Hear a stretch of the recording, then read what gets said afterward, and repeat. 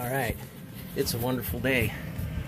There is the Chinese diesel heater smoking, burning off all the fumes from, if you can see that, burning off all the manufacturing fumes there on the exhaust.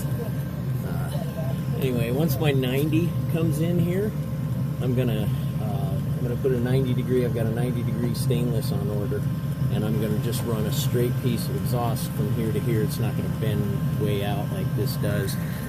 My air intake, same thing. I'm gonna cut that shorter so it goes straight there. Drilled 2 holes. I got a nice exhaust there.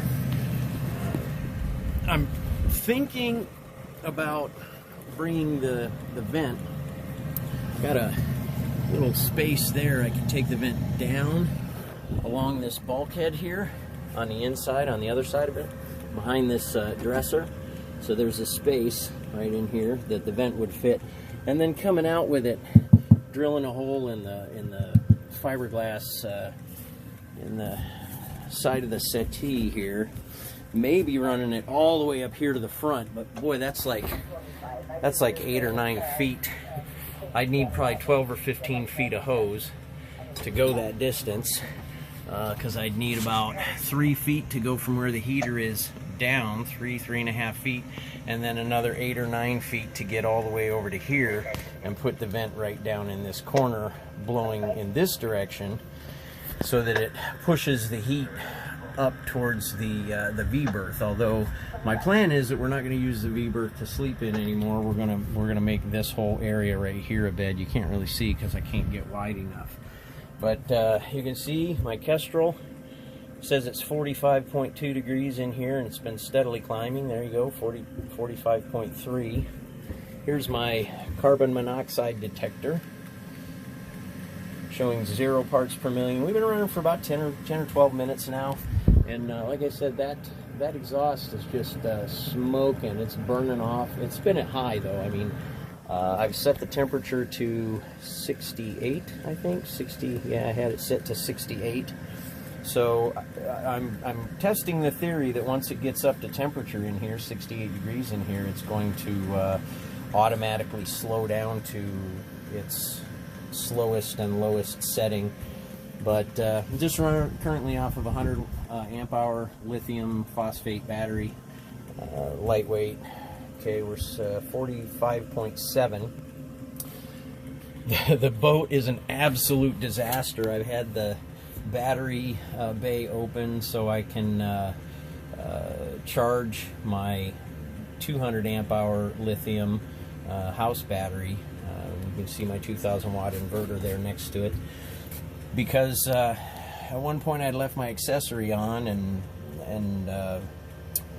came back to a dead battery, and well, it's winter time, so you can't really charge them in the winter unless you can get the temperature up. So I've been using my little DeWalt heater here while I've been working and getting it up. I get it up to, you know, where the battery is saying it's 40 degrees. And if the battery reads 40 degrees, I know it's safe to charge. So we're charging the battery a little bit every time I come out and do work. It's going to take all winter to get it charged. I could possibly pull it, take it home, and give it a full charge, and then I could run my heat out here for, you know, days on end. But it actually, better idea is probably to bring this 100 amp hour battery back and forth to the house and just make sure I got a full charge every time I come out to the boat and bring it with me, because this was reading 13. See if I can get the voltage to come up on here. Yeah, I don't know how to read the voltage. Anyway, it was reading 13.6 or something when I turned the heater on, so it was full charge when I got out here. Now all I have left to do with the heater is trim the pipes down. Then I'm planning on building some kind of a set of doors or something to go across there so it quiets things down. Of course, I've got to get the pump installed behind the dresser here, so it's going to go on that bulkhead. Kind of like the vent here is going to go down this bulkhead.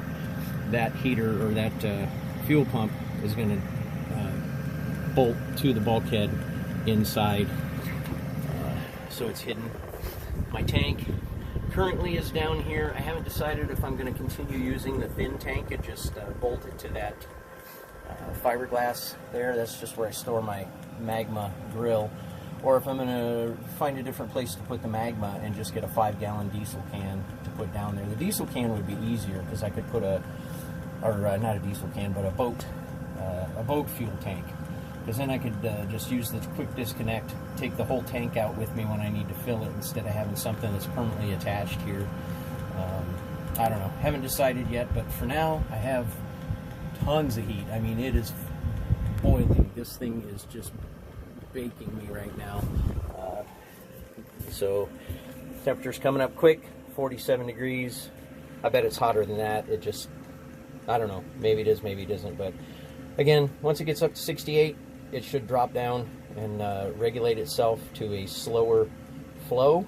And I'm just going to wait once I see that that's happening, and I've monitored the CO in the cabin here. Then I'll go ahead and shut her down and head home and come out and finish it up next time.